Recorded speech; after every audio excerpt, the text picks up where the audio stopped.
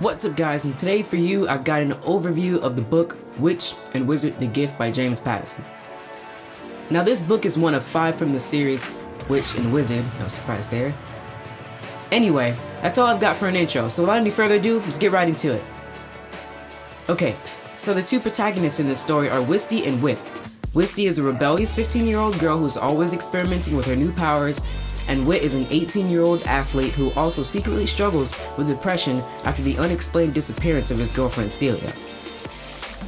And then, there's the other characters. Celia, Byron, Janine, Sasha, Ms. Highsmith, and the one who is the one. If you want to know more about them, you're just gonna have to read the book. And now, we get into the plot. The plot of this story is pretty good in my opinion, but that's also coming from a guy who watches an absolute ton of anime, so this type of stuff interests me.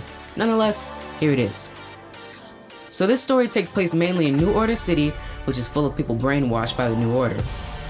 In this book, Wit and Wisty discover that they actually have powers, Wit being the wizard and Wisty the witch.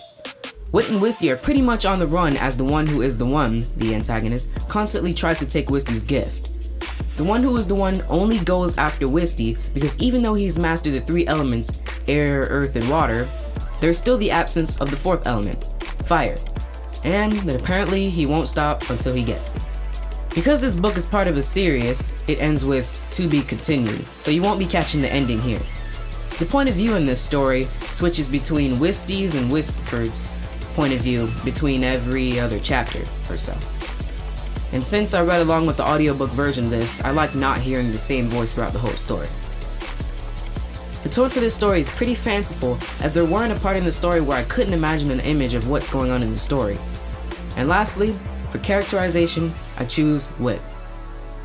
As you already know, he's one of the protagonists, and he did have 2 traits in this story.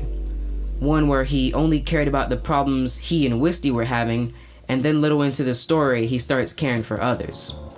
Overall, I'd rate this book 5 out of 5 potatoes, as it did keep me interested throughout the whole story. As much as I hate reading books, this one was actually a joy to read.